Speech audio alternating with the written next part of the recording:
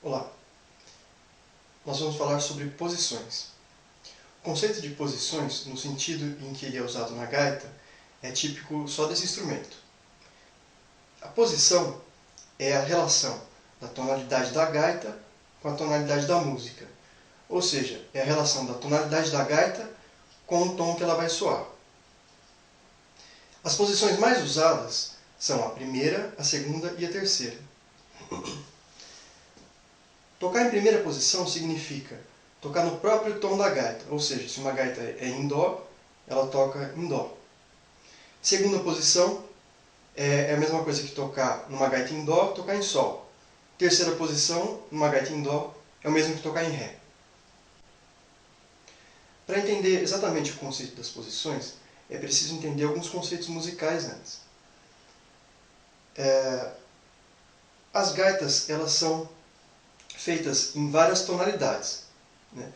Então ela recebe o nome pela escala em que ela é afinada. Então, por exemplo, uma gaita em dó, ela tem nela a escala de dó maior. Uma gaita em sol, ela vem com a escala pronta de sol maior. E assim por diante. Uma escala maior é uma sequência de 8 notas musicais. Ela tem uma estrutura, que é a relação entre suas notas, a distância entre cada uma das suas notas. A estrutura da escala maior é a seguinte: um tom da primeira para a segunda nota, ou do primeiro para o segundo grau, um tom do segundo para o terceiro, meio tom do terceiro para o quarto, um tom do quarto para o quinto, um tom do quinto para o sexto, um tom do sexto para o sétimo e semitom do sétimo para o oitavo. Existem 12 escalas maiores, ou seja, você pode começar a escala em cada uma das 12 notas musicais.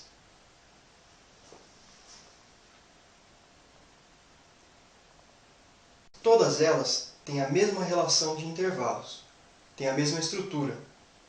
Tom, tom, semitom, tom, tom, tom, semitom. Em geral, os gaitistas usam tonalidades diversas de gaitas.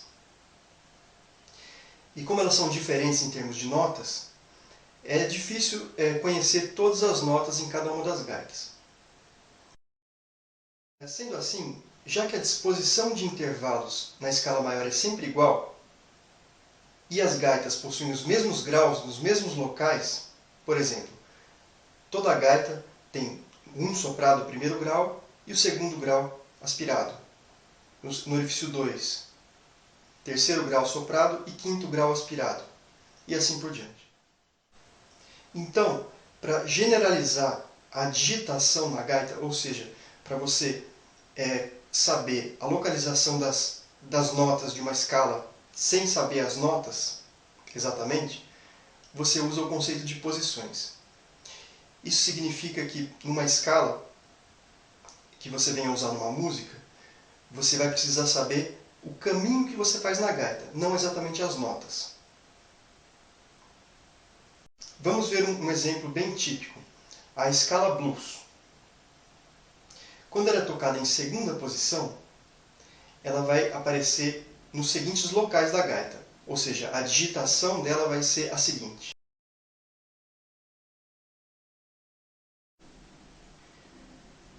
Essa digitação vai acontecer numa gaita em dó, em sol, em ré, em lá, enfim, em todas as gaitas. Agora vamos ver um exemplo para a mesma escala, a escala blues, só que agora tocada em terceira posição.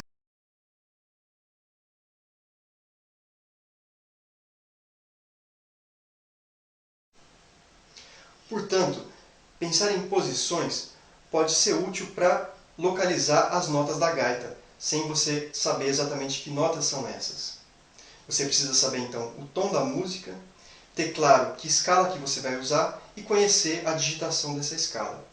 Se por acaso a música mudar de tom, e você for continuar usando as mesmas escalas, você vai precisar saber somente a digitação. Você troca de gaita e continua fazendo a mesma digitação, o mesmo caminho na gaita. Agora você precisa entender como funciona a nomenclatura das posições. Ela é baseada no ciclo das quintas. Bom, você já viu a escala maior. Pensa na quinta nota de cada escala maior. Por exemplo, a quinta nota da escala de dó é o sol. O quinto grau de dó é sol. o quinto grau de Sol é Ré, o quinto grau de Ré é Lá, e assim por diante. Tocar em primeira posição significa tocar no próprio tom da gaita. Em segunda posição significa tocar na quinta da gaita. Em terceira posição, na quinta da quinta. Em quarta posição, na quinta da quinta da quinta. E assim por diante, até a 12ª posição.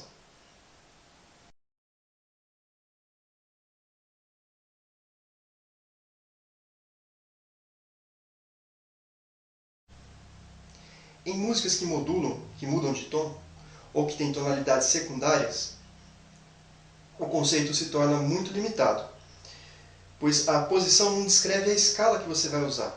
Ela só fala da tônica, ela só fala da nota que dá nome ao tom. Ela não fala se a escala é maior ou menor, por exemplo. Então não se pode depender apenas do conceito das posições. É preciso se esforçar para conhecer o nome das notas. É isso aí.